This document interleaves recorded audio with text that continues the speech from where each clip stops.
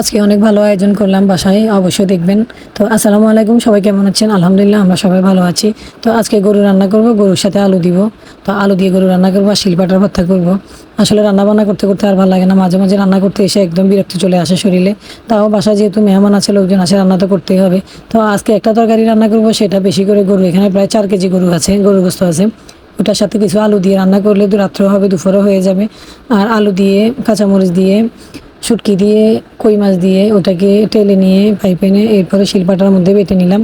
ওই ভর্তাটা খুবই মজা, আরও একদিন 2 দিন দেখাইছি। এটা দিয়ে ভাত খেতে অন্যরকম একটা টেস্ট আসে, ভালো লাগে খেতে। শীতে হালকা ঠান্ডা পড়তেছে, এখন তো মজা লাগবে। আরও বেশি শীত যখন আসবে তখন আরও একটু বেশি মজা লাগবে। যত বেশি শীত আসে তত খাওয়া দাওয়াগুলো অন্যরকম একটা মজা আসে। তো শীতের সবজি তো রান্না করলে সেটার ফ্লেভার গ্রান খাওয়া অন্যরকমই মজা লাগে খাইতে। তো যাই হোক, সবাই শীতের খাওয়াগুলো পছন্দ করে, মোটামুটি আমরাও পছন্দ করি। শীতের খাওয়াগুলো অন্যরকম হয়, এটা সবাই জানে। তো আসলে রান্নাবান্না এমন একটা বিষয় যে প্রতিনিয়ত এট এ টাইম একই সময় রান্না করো, একই সময় নাস্তা বানাও, একই সময় খাওয়া দাওয়া করো। এইভাবে সংসারের কাজ সবসময় প্রতিনিয়ত গোছাতে হয়, করতে হয়। করতে করতে দেখবেন যে বেলা শেষে আর ভালো লাগে না করতে। তারপরে সংসারের কাজ তো না করে তো আমরা পারি না, আমাদেরকে যখন তখন এইভাবে সংসারের কাজগুলো করে শেষ করতে হয়। এরপরে বাচ্চাদের পড়ালেখা, বাচ্চাদেরকে সামলানো, তার মধ্যে শুকনা কাপড় গোছানো বা আবার ভিজা কাপড় বাইরে মেলে দেওয়া। দেখেন একটা সংসারে প্রতিনিয়ত কত কাজ আমাদেরকে করতে হয়, কাজের কোনো শেষ নাই। আপনি দেখবেন সারাদিন করেন, সারাদিন কাজ থাকবে, সারাদিন কাজ করতে করতে এক পর্যায়ে মনে হবে যে না, আর পারবো না, এখন কিছুক্ষণ ঘুমাই থাকি, শুয়ে থাকি। তো আমার হয় কি, শুইতে আসলে আমি কিছুক্ষণ মোবাইল টিপতে টিপতে টিপতে আমার আর ঘুম আসে না। আমার মোবাইলে প্রচুর কাজ থাকে, যেহেতু আমার ইউটিউবেও একটা পেজ আছে, ফেসবুকে তো আছে।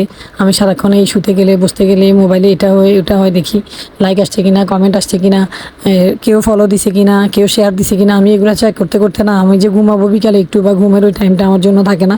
আর যেহেতু এখন ছোটোবেলা হয়ে গিয়েছে, ছোটো দিন চলে আসছে, এখন মনে হচ্ছে যে সময়ের সাথে কভার হয় না।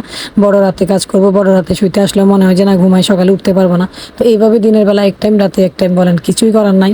ছোটো দিনে তো ঘুমাতে আসার সময় এই টিপাটিপি করতে করতে যে একটু ঘুমাবো ওই সময়টা পাই না। তার মধ্যে আবার আব্বুকে খাওয়াতে হয়, আব্বুকে দেখতে যেতে হয় রুমে। তো এবার এইটা ওইটা করতে করতে আমার সারাটা দিন বেলা কোন দিক থেকে শেষ হয়ে যায় আমি নিজেও জানি না। তো রাত্রে শুতে শুতে প্রায় 1টা 2টা বাজে, তখন আমি ভিডিওগুলো কাপ কাট করি। করার পরে ভয়েস দিয়ে রেডি করে রেখে আমি ঘুমাই যাই। সকালে নাস্তা পানি খাওয়ার পরে আমাকে ভিডিওটা আপলোড করতে হয়। তাও এত কিছুর মাঝখান দিয়ে যে আমি ভিডিও আপলোড করি, তাও মনে হচ্ছে যে সময়ের সাথে সাথে ভিডিওটা দেওয়া হচ্ছে না। তো যাই হোক, সময় এদিক সেদিক হয়। তো ফেসবুকে বলেন, ইউটিউবে বলেন, সবসময় সময় মেনটেন করা উচিত, সময়ের সাথে ভিডিও দেওয়া উচিত। তো আমি যখন আমার ব্যস্ততা কমে আসবে তখন আমি সবসময় সময়ের সাথে দেওয়ার চেষ্টা করব। এখন এদিক সেদিক টাইম হচ্ছে, সময়ের সাথে মিলছে না। তো আসসালামু আলাইকুম, সবাই ভালো থাকবেন, বাসা থাকবেন।